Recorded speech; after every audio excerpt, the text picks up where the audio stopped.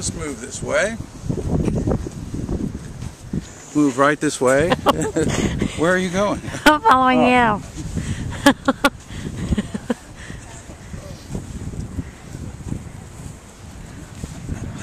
That was really quick.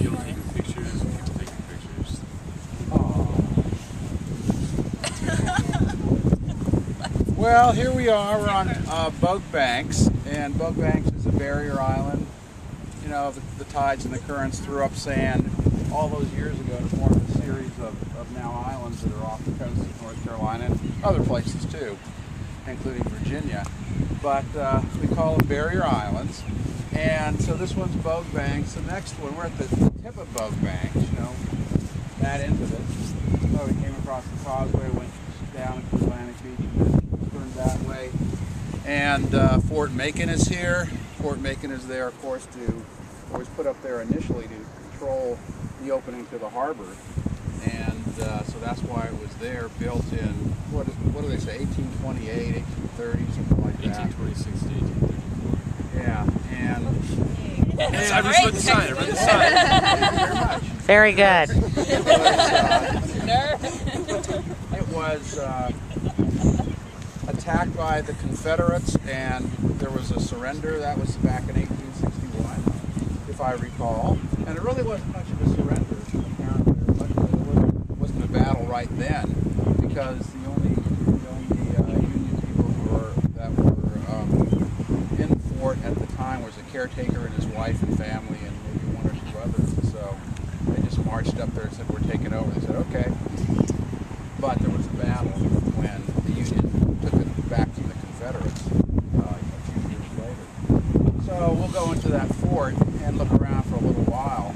But right now, I want you to also notice that there is right over there the end of another barrier island. And that barrier island is Shackleford Banks. And if it was a little clearer, you might be able to see Cape Lookout Lighthouse, but it's kind of murky over there. Maybe you can. I don't know. Straight ahead, there's something sticking up there. And that probably is Cape Lookout, the lighthouse down at Cape Lookout. The Shackleford Banks was not developed. It's a smaller barrier island. And there was a town there, I think probably a fishing village, that didn't really last all that long. And there are, like where we were yesterday out on Carrot Island, Bird Shoal area, there are wild horses out on Shackleford Banks.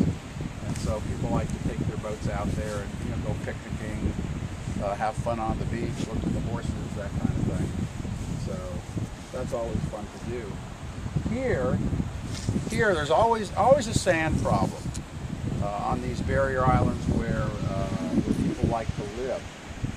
They do things to change the environment, and then what happens is the hydrodynamics are such that the sand gets moved in different ways, or there are storms that come in and take the sand away, which is normal, because it would come back, but not fast enough. And so when the last main hurricane hit down here, now it's probably about, I don't know, 6 or 7 years ago. It wasn't Isabel, it was the one before that.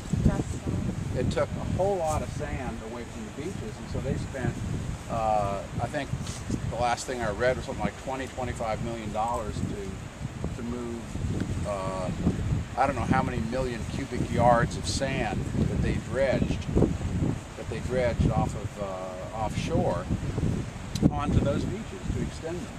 And part of what you see here, you see this is a jetty, a big hunks of rock that they brought in to try to protect the beach.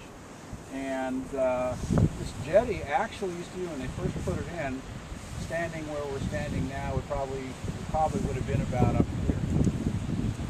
And so what it did was, it allowed sand to accumulate on this side, which it did. And the sand that you see, you know, this sand here is different than the sand down there. And of course behind us we have some dunes too, but the sand got there. This particular kind of sand is very fine, you know, very loose. And that's sand that is fine enough so that it can be blown by the wind.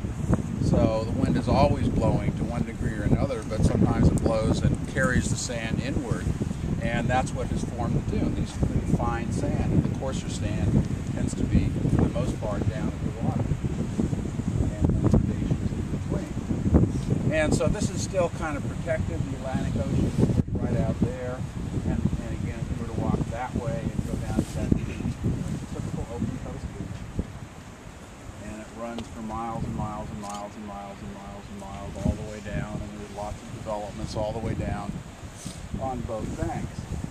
And that environment, that open coast environment with waves crashing on the shore, is a high energy environment because of what the waves are doing. And so what it's doing is constantly turning over that sand, and that makes it hard for a lot of creatures to live there. But yet the ones that are capable of living in a high energy environment like that, they can be there by the millions and millions. And the kinds of things you see, you know, the most common things that anybody could see if they actually tried to look at these little clams about that long, sometimes called surf clams. Their scientific name is Donax variabilis, and because their shells are really pretty, even though they're just, you know, little tiny guys, and lots of obviously variation in the color and the pattern, and so they're kind of cool, and kids like to collect them, and people who are not kids also. And then the other thing that you'll see there in abundance on the shore, although their distribution is patchier, are mole crabs.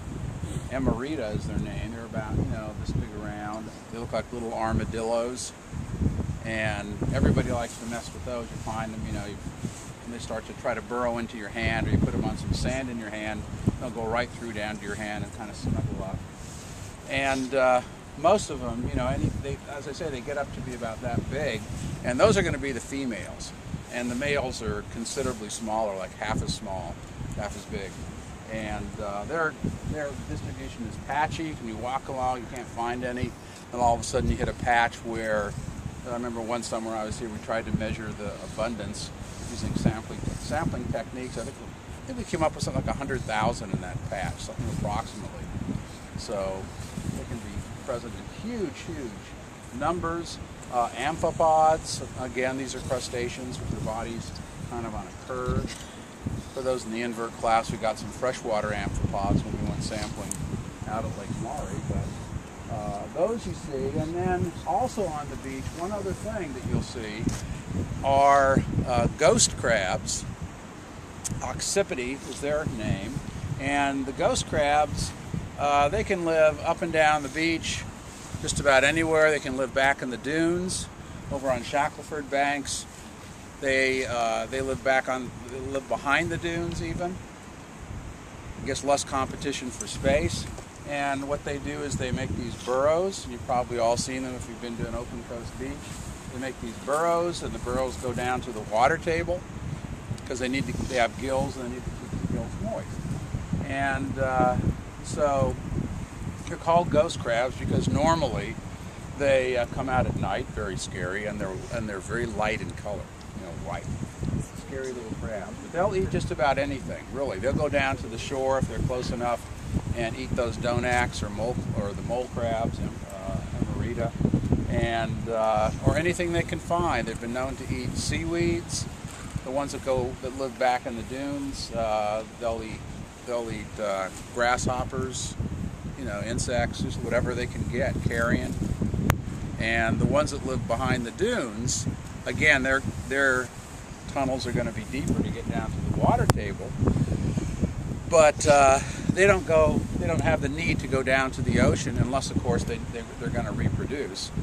And like, you know, crabs, typically they populate, and the female has to go down to the water, work her way down, and then let the eggs go, the developing eggs go, and then there's larvae that are released, which swim around for a while as part of the plankton, and then settle down and crawl up the beach and try to make their holes. So those are the sorts of things that are around here, and that's about it for here. Do we have time to walk down there before we go to the Go right ahead.